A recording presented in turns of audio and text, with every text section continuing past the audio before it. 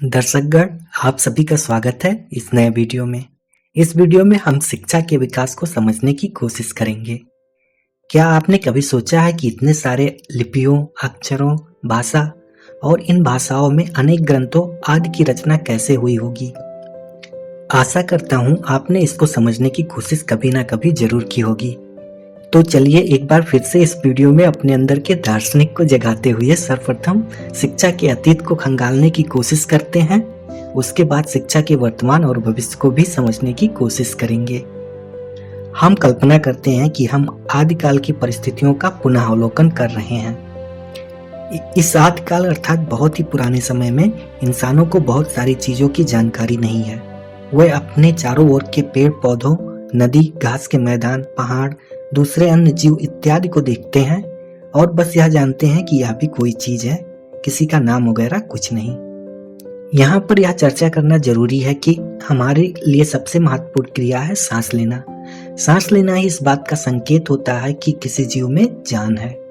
इसके बाद दूसरी सबसे महत्वपूर्ण क्रिया पीने खाने की होती है।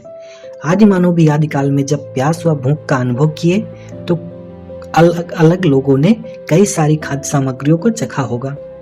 अगर पसंद आया तो उस सामग्री को बार बार खाने लगे। उन्हें देखकर दूसरों ने भी वही चीज खाना चालू किया।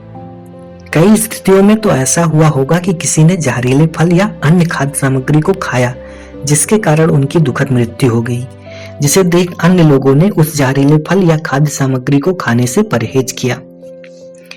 इस प्रकार माना जा सकता है कि उस काल में मनुष्य को इसी प्रकार के तथ्यों व सूचनाओं के आधार पर खाद्य के प्रति ज्ञान प्राप्त हुआ। अब यहाँ पर ज्ञान प्राप्त होने का संबंध शिक्षा से है। हम मनुष्यों के पूर्वज जो धरती के अलग अलग स्थान पर रह रहे थे, उनमें मानव सभ्यता के विकास में उनके दैनिक कार्यों में एक दूसरे के साथ मन के भाव को व्यक्त करने के लिए बोली का इस्तेमाल करना शुरू किए, जो उनके पर्यावरण में आसपास व अन्य मनुष्यों व पशु पक्षियों की आवाजें थीं। इस बात की पुष्टि आज के समाज में भी की जा सकती है। जैसे पूर्वजों ने जब खुद चोट या दर्द का अनुभव किए तो कोई आ की आवाज निकाली, और यही आ की आवाज आधुनिक समय में हम भी चोट या दर्द की स्थिति में करते हैं। ऐसे ही जानवरों व पक्षियों की आवाजों के प्रति आवाज का लगभग एक रूप उस समय भी धरती के अलग क्षेत्रों में एक समान सा था और आज भी लगभग वैसा ही है। जैसे बिल्ली की आवाज या बोली कहीं म्यू म्यू शायद ऑब्जर्व हुई थी और है भी, तो कहीं म्याऊ म्याऊ शायद ऑब्जर्व हुई थी और है भी। इसी प्रकार के अन्य जीवों की आवाज। यहाँ यह बात ध्यान देना जरूरी है कि धरती के विभिन्न क्षेत्रों पर पर्यावरणीय दशाओं में बहुत कुछ अंतर होता है, जिसका सीधा प्रभाव वहाँ के जीवों पर पड़ता है, जिसके कारण एक जगह से दूसरे जगह के जीवों में बोली व अन्य चीजों में थोड़ा बहुत परिवर्तन आ जाता है। इस प्रकार के चेंजेस के लिए इन्वायरमेंटल फैक्टर्स के अतिरिक्त कई अन्य कारण भी होते हैं। बहुत समय बीतने के बाद आदिमानव की कई पीढ़ियां आती व जाती रही और इस दौरान उनमें भाषा की जरूरत व्यक्त होने लगी थी तथा वह आपस में सुनी सुनाई अपने आसपास की बोलियों का इस्तेमाल व बोली से जुड़े व्यक्ति, जानवर, पक्षी का नामकरण भी अपनी समझ की सुविधा के लिए करने लगे।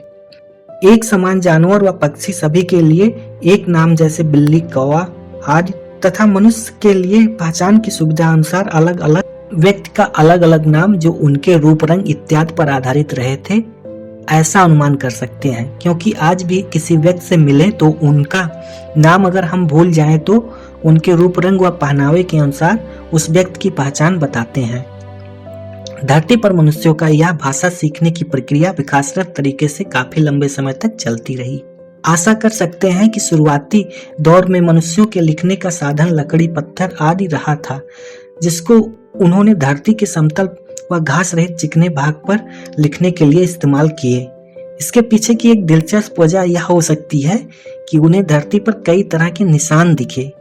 ये निशान जानवरों के पैरों के रहे थे, जो हमारे पूर्वज जानवरों का आसपास में मौजूदगी की जानकारी के लिए निगरानी किया करते थे, अथवा ये निशान मनुष्य के खुद के पांव के थे, जो गीली मिट्टी पर चलने से छप गए थे। इसी प्रकार के अन्य बहुत सारे निशान। शायद ये निशान ही भाषा की नींव रखने वाले तथा शिक्षा के दायरे को अनंत प्रसारित करने वाले तत्व थे। ऐसा इसलिए क्योंकि धरती पर बसने वाले अलग अलग स्थानों के उस समय के मनुष्यों ने इन चिन्हों को काफी गहनता से ऑब्जर्व किए होंगे कि किसी चीज को दूसरे रूप में भी ढाला जा सकता है, अर्थात उसका नकल भी बनाया जा सकता है। फिर क्या था, लोग जानवरों के पैरों के निशान, जीवों का हुबहू चित्रकारी, एक दूसरे व्यक्ति के चेहरे का चित्र इत्यादि जमीन व दूसरे चीजों पर लकड़ी पत्थर इत्यादि से बनाना व इसे देखकर आनंद लेना शुरू कर दिए। हम आज के विज्ञान काल के मनुष्य ऑब्जर्वेशन के महत्व को भलीभांत समझते हैं कि यह किसी रिसर्च का बुनियाद होता है। उस काल के जिज्ञासु व्यक्तियों ने अब पॉसिबल से लगने वाले इस बात पर शोध करना चालू किए कि किसी तरह आवाज व बोली का भी नकल बनाया जाए, अर्थात उसे संकेत के रूप में व्यक्त कर दिया जाए। साथ ही साथ किसी चीज की मात्रा अर्थात संख्या को व्यक्त करने का साधन बनाया जाए। इसी जरूरत को पूरा करने के लिए अलग अलग भूभाग के उस समय के जानकारों ने ध्वनियों के आधार पर अक्षरों की रचना की तथा गणना के लिए अंगुली की संख्या के आधार पर अंकों की रचना की। अंगुली को अंकों की रचना का आधार बनाना शायद इस प्रकार से सोचा जा सकता है कि अधिकतर लिपि जैसे रोमन, इंग्लिश, अरबी, देवनागरी इत्यादि में पहला अंक में बहुत समानता व एक सीधी अंगुली के जैसी रचना को व्यक्त करते हैं और आज भी हम साधारणतः अंकों की गणना में अंगुलियों का काफी इस्तेमाल करते हैं। अक्षरों की रचना करते समय भूभाग के अलग अलग क्षेत्रों पर मौजूद सभ्यता के अग्रणी विद्वानों ने लगातार संशोधन करते हुए इस बात पर जोर देते रहे कि किस तरह से प्रकृति में उपस्थित ध्वनि को ध्वनि संकेत अर्थात अक्षरों के माध्यम से सुसाध्य तरीके से व्यक्त किया जाए। इस प्रकार अलग अलग लिपि में अक्षर व अंकों की उत्पत्ति हुई और जाहिर सी बात है कि इसको बनने में काफी समय लगा तथा अनेकों बार इसमें संशोधन भी हुआ। इन अक्षरों से शब्दों की रचना और शब्दों से मन के भाव को लिखित व चिन्हित रूप में व्यक्त करने की कला आरंभ हुई। अब यहाँ से मनुष्य को भाषा का ज्ञान हो गया था, जिसे मनुष्य की एक श्रेष्ठ उपलब्धि के रूप में समझा जा सकता है। मनुष्य हमेशा से एक उत्तम रचनात्मक जीव रहा है, जिसे भाषा का ज्ञान होने से मानो पंख मिल गए थे। अब भाषा के जानकार व्यक्तियों द्वारा भाषा का अपनी अपनी सभ्यता के अन्य चुने हुए जिज्ञासु विचारों वाले व्यक्तियों में भाषा का शिक्षण कार्य सिर्फ मौखिक ही नहीं लिखित रूप में आरंभ हो गया था। वैसे मौखिक रूप से तो बहुत ही पहले सीखने व सिखाने का क्रियाकलाप चालू हुआ था, शायद तभी से जब से मनुष्य बोलना चालू किए थे। इस बात को आज भी हम वर्तमान के ना पढ़े लिखे लोगों का उदाहरण लेकर सिद्ध कर सकते हैं, जैसे कि ना पढ़े लिखे लोग भी चित्रकारी, मूर्तिकारी व अन्य तरह के शिल्पकारी का कार्य करते हैं और वह अन्य दूसरे ना पढ़े लिखे व पढ़े लिखे लोगों को अपनी कुशलता सिखा देते हैं।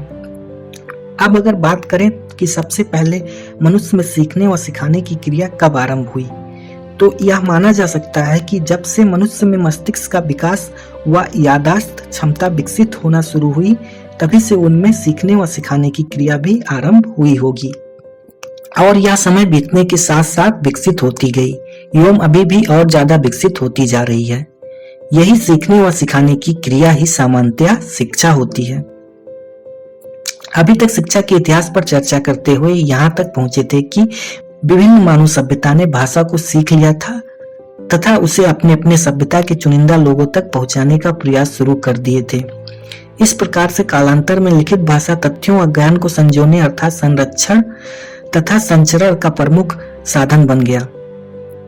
अब भाषा के जानकार बहुत से अपूर्व शोध कार्य में लिप्त हो गए थे और अनेकों अति महत्वपूर्ण साधनों की रचना व उनका उपयोग करने लगे, जैसे कैलेंडर, नीति शास्त्र, शिक्षणालय, धार्मिक ग्रंथ इत्यादि इत्यादि इत्यादि। यह क्रम लगातार चलता रहा और आधुनिक समय आ गया। ऐसा इसलिए संभव हो सका क्योंकि वह भाषा के द्वारा संबंधित तत्व व सूचना का संरक्षण और प्रयोग करने लगे थे। इसे आज हम इस रूप से देख सकते हैं कि आज हम खाने में क्या खा रहे हैं को ऐसे ही मस्तिष्क में सूचना के रूप में संरक्षित करें तो आने वाले कुछ ही दिनों में भूल सकते हैं कि आज हमने क्या खाया था, परंतु इसे लिख कर रखने पर यह तब तक के लिए संरक्षित रहेगा जब तक कि लिखित कागज व अन्य सामग्री सुरक्षित रहे। अब तक की मानव सभ्यता में शिक्षा व ज्ञान के विकास के इतिहास की चर्चा में मानव सभ्यता से जुड़ी अनेक अन्य घटनाएं सभ्यताओं के विकास के साथ साथ चलती रही। जिनमें से कुछ जैसे धर्म व ईश्वर, जातिवाद इत्यादि की चर्चा किसी अन्य वीडियो में करेंगे। इस कड़ी अर्थात इस वीडियो में हमारा ध्यान शिक्षा पर ही मुख्यतः रहने वाला है। जैसे कि अब हम अपनी चर्चा में आदिकाल से वर्तमान काल में पहुंच चुके हैं। इस आधुनिक काल में शिक्षा का दायरा बहुत ही ज्यादा बढ़ गया है और इससे जुड़े अनेकों साधन जैसे घड़ी, कैलकुलेटर, कंप्यूटर, शिक्षण संस्थान व शिक्षण प्रणाली इत्यादि बनाकर उसका इस्तेमाल व इसकी निरंतर तरक्की में लगे हुए हैं। आज की इस आधुनिक शिक्षा को मुख्यतः 3 रूपों में विभाजित किया गया है: औपचारिक, निरौपचारिक तथा अनौपचारिक शिक्षा। इन तीनों प्रकार की शिक्षा के बारे में थोड़ा डिटेल में बात करते हैं। औपचारिक शिक्षा यानी फॉर्मल एजुकेशन उस शिक्षा प्रणाली को कहा जाता है जिसमें किंडरगार्टन, प्राथमिक विद्यालय, विभिन्न प्रकार के शिक्षण संस्थान, महाविद्यालय आदि में संस्था, बोर्ड व विश्वविद्यालय द्वारा तैयार किए गए पाठ्यक्रमों के आधार पर शिक्षा की प्रक्रिया शिक्षक व शिक्षार्थी के बीच वेल ऑर्गेनाइज्ड वे में कंप्लीट होती है। मतलब टीचर्स द्वारा स्टूडेंट को प्रॉपर तरीके से पढ़ाया जाता है। अब बात करते हैं निरौपचारिक शिक्षा की। तो यह वह शिक्षा प्रणाली होती है जिसे मुख्यतः कार्य से जुड़े कर्मचारियों को नई कार्य नीति, नए यंत्रों व तकनीकों का प्रशिक्षण व शिक्षा से वंचित व्यक्तियों को औपचारिक शिक्षा के प्रकार की शिक्षा दी जाती है। अब बात अपने अंतिम प्रकार की शिक्षा अनौपचारिक शिक्षा की। तो अनौपचारिक शिक्षा वह शिक्षा होता है जो विशेषतः किसी प्रणाली के रूप में कार्य नहीं करती पर बहुत महत्वपूर्ण होती है। यह वही प्रक्रिया होती है जिसके द्वारा हम अपने परिवार, समाज व विभिन्न संस्कृतियों से बोलचाल, आचार व्यवहार, खान पान, पहनावा इत्यादि को सीखते हैं। यहाँ एक बात समझने वाली है कि आजकल हम शिक्षा को ज्ञान के पर्याय के रूप में आम बोलचाल की भाषा में अक्सर प्रयोग करते हैं। जैसे किसी व्यक्ति के संबंध में बोलते हैं कि वह पढ़े लिखे शिक्षित व्यक्ति हैं, जिसका मतलब होता है कि वह व्यक्ति पढ़े लिखे, जानकार अर्थात एक सीमा तक ज्ञानी है। अब हम शिक्षा के रूप की चर्चा आने वाले भविष्य में कैसी हो सकती है इस बात पर करेंगे। वैसे वर्तमान काल में ही मानव सभ्यता में शिक्षा काफी विकसित हो चुकी है। तथ्यों का संरक्षण व प्रयोग अब केवल शिलालेखों, कागज के पन्नों द्वारा ही नहीं बल्कि ऑडियो, वीडियो व अन्य माध्यमों तथा यंत्रों द्वारा की जाने लगी है, जिससे मानव सभ्यता काफी ज्ञानी हो गई है। अब दिन प्रतिदिन नई नई खोज व आविष्कार हो रहे हैं जो मनुष्य को और ज्यादा संपन्न बना रहे हैं। आर्टिफिशियल इंटेलिजेंस इसका एक उदाहरण है। आने वाले भविष्य में इन सब चीजों में और ज्यादा तरक्की हो जाएगी और हाँ, शायद इस लेवल तक जिसकी कल्पना अभी हम आम लोग कर ना सकें, पर उम्मीद रहेगी कि ये सब चीजें मानव सभ्यता पर ज्यादा नकारात्मक प्रभाव नहीं डालेगी। यहाँ तक शिक्षा की चर्चा करते हुए हमने लगभग शिक्षा के महत्व पर भी संग संग प्रकाश डाला। फिर भी हम शिक्षा के महत्व को संक्षिप्त में इस प्रकार से बयां कर सकते हैं कि शिक्षा का महत्व यह है कि मनुष्य शिक्षा के कारण आम जीवों से अलग अत्यधिक विकसित व संपन्न प्राणी बन चुका है तथा और तरक्की के लिए निरंतर प्रयासरत भी है। अब इस वीडियो के आखिर में हम शिक्षा से जुड़े अपने पूर्वजों को अपनी श्रद्धा सुमन अर्पित करते हैं। वर्तमान के व्यक्तियों, हमारे टीचर्स का शिक्षा में योगदान के लिए उन्हें हमारा बहुत बहुत धन्यवाद है तथा इसी कड़ी में आने वाले भविष्य के शिक्षक पीढ़ी व अन्य शिक्षा में योगदान देने वाले हर व्यक्ति का आभार रहेगा। साथ ही साथ शिक्षा की आड़ में आकर अशिक्षा फैला दिए व अशिक्षा फैलाने वालों व उनकी अशिक्षा अज्ञानता को हम अस्वीकार करते हैं व करते रहेंगे। आशा करता हूँ यह वीडियो आपको पसंद आया होगा। वीडियो देखने के लिए आपका आभार।